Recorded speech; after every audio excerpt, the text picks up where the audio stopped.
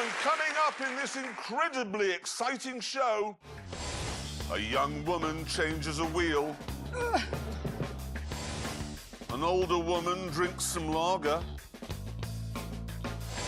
And Richard looks at a book. Look at that.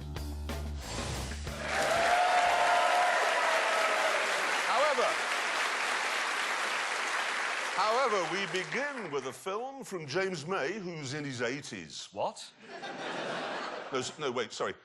We begin with a film from James May about the 80s. Yes.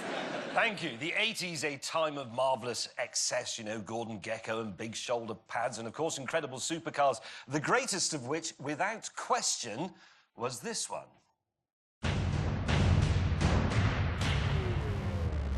The Ferrari Testarossa was excess on wheels. Be it looks, attitude, or even size.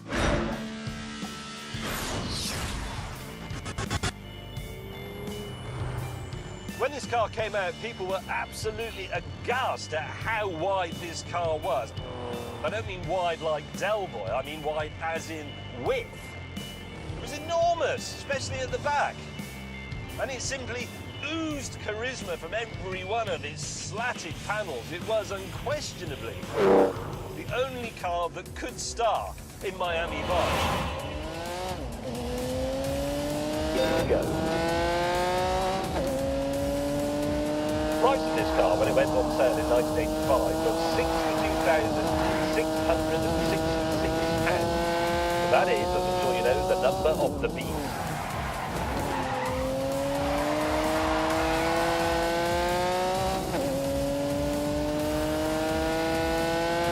And when you unleashed its 5-litre V12, it would do 180 miles an hour.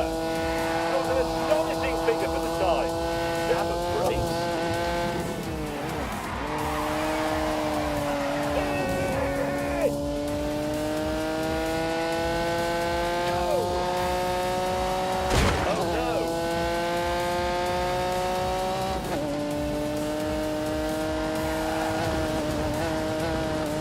Well, that's interesting. Full throttle. You have excelled yourself in ruining my day.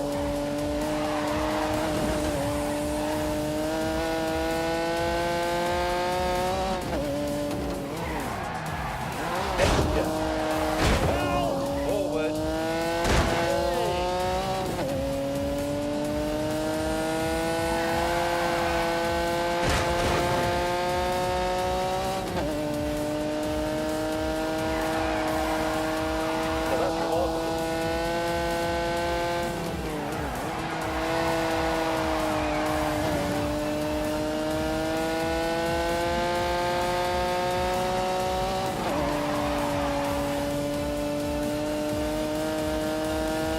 Right then, let's go.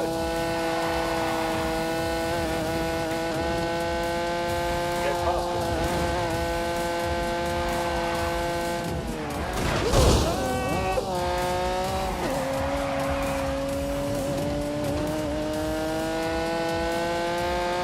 Go. Rubbish. Right then, let's go.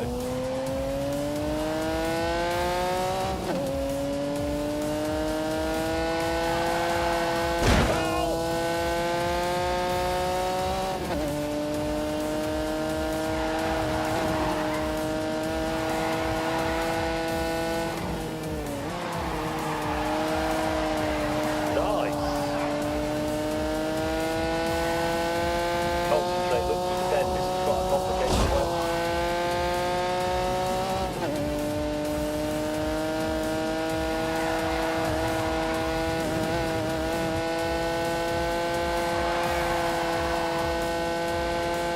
Right. In fact, Enzo Ferrari loved that show so much, he actually gave its star, Don Johnson, his own Testarossa. And Don was just the tip of the celebrity iceberg. Rod Stewart had one, Elton John had one, Mike Tyson had one, O.J. Simpson had one, and presumably wore driving gloves. If the 1980s were the era of excess, then, well, this was the perfect car for the era.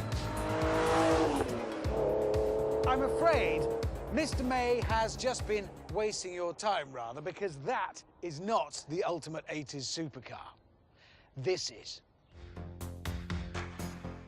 For sheer over-the-topness, nothing comes close to the Lamborghini Countach. Alongside it, the Testarossa looks like a family hatchback. If you think the Ferrari is wide, this is even wider. And the Testarosa's doors don't open like this. This version of the Countach, the LP5000, was launched in 1985 specifically to put the Testarossa back in its box. Its 48-valve, 5.2-litre V12 could take the Countach to 186 miles an hour, or to be precise, more than the Ferrari.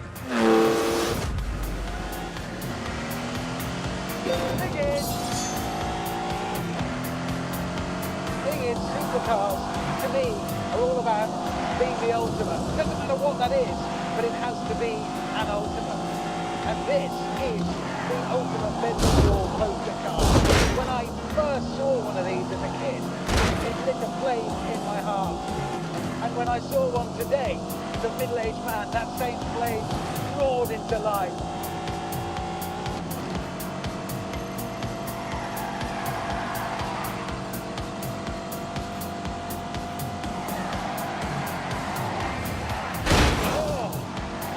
Oh, for God's sake.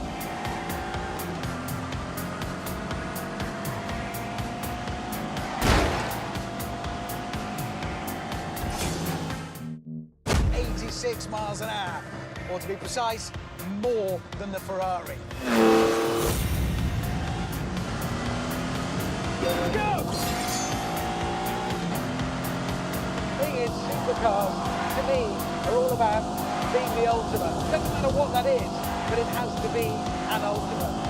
And this is the ultimate bedroom wall poster car. When I first saw one of these as a kid, it lit a flame in my heart. And when I saw one today, as a middle-aged man, that same flame roared into life.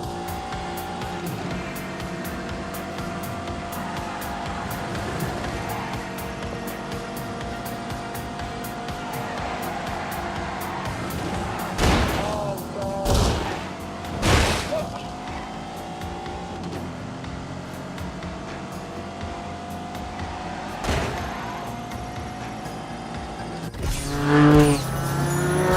And this incredible machine, 86 miles an hour, or to be precise, more than the Ferrari. Go!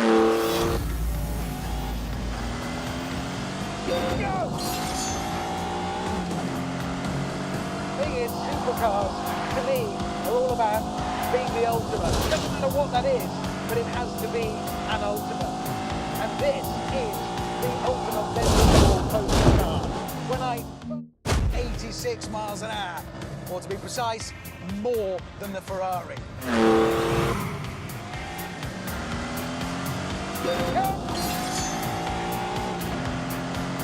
Thing is, supercars, to me, are all about being the ultimate. Doesn't matter what that is, but it has to be an ultimate.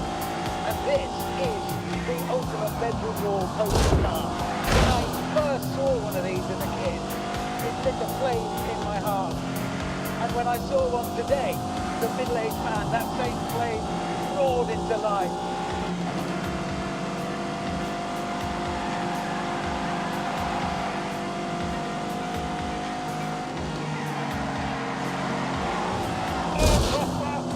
Oh my God.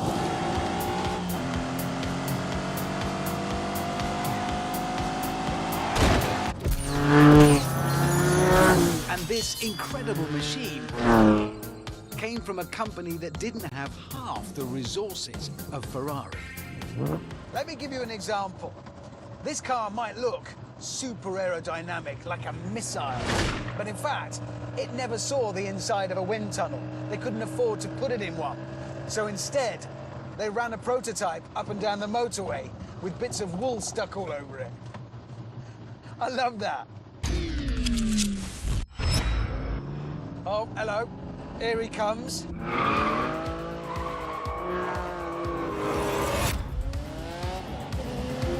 Oh, you pillar.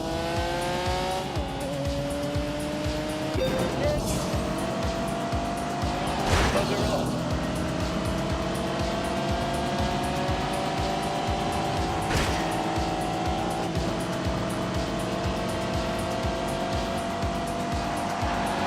Oh, no. Oh, for God's sake.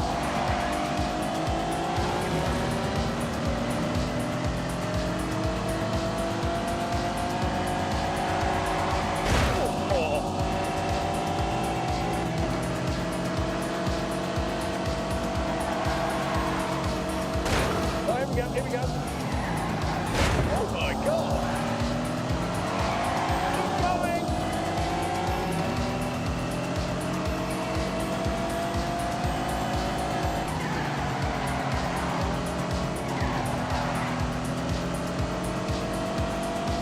Come on, spit it in!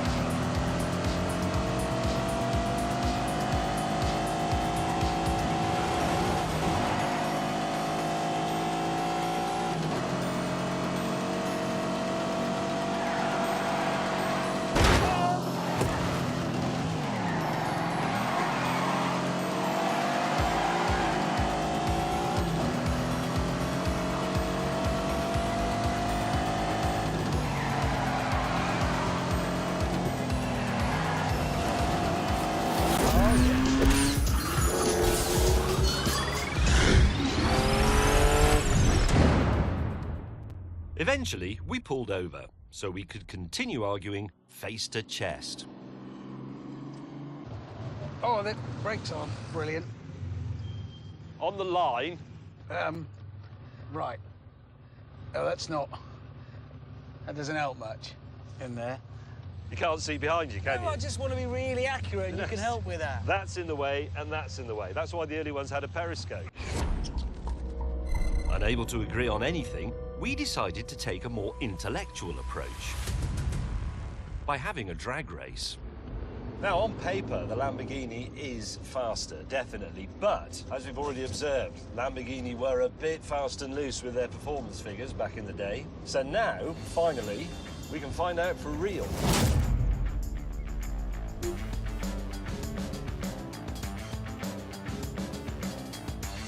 Three, two, one.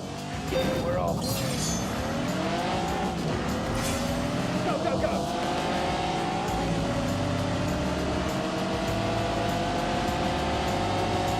Gotta keep the pressure on.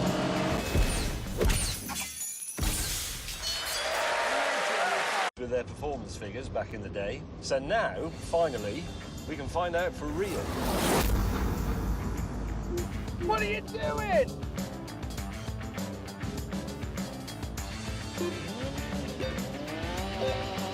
Away!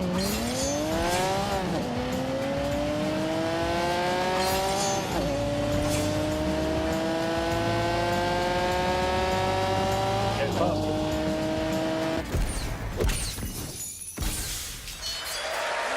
Their performance figures back in the day. So now, finally, we can find out for real. Thank you.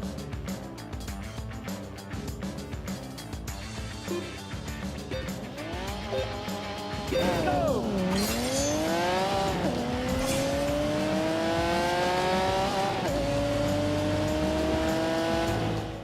With their performance figures back in the day. So now, finally, we can find out for real.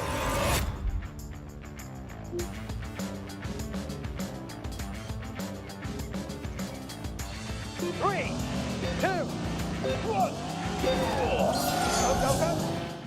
With their performance figures back in the day. So now, finally, we can find out for real.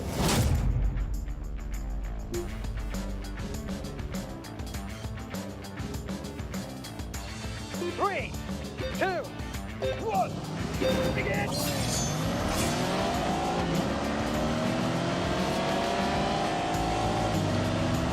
Keep going. Their performance figures back in the day. So now, finally, we can find out for real. Stop.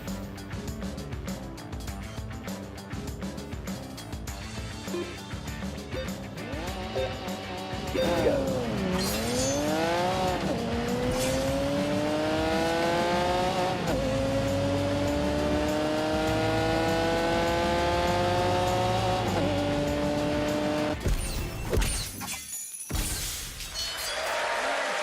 With their performance figures back in the day. So now, finally, we can find out for real. You're not right, you know that, don't you?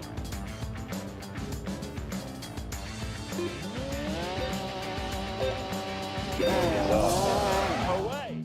With their performance figures back in the day. So now, finally, we can find out for real.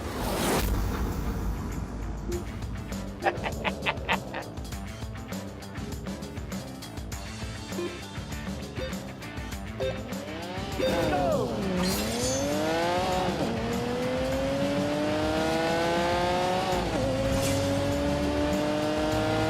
Forward.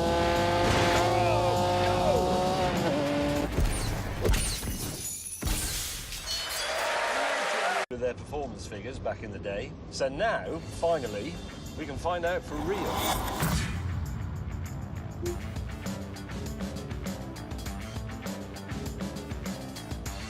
3, 2, 1.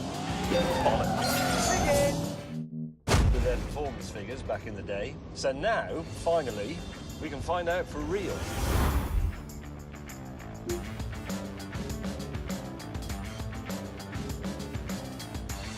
Three, 2, 1. Oh, God.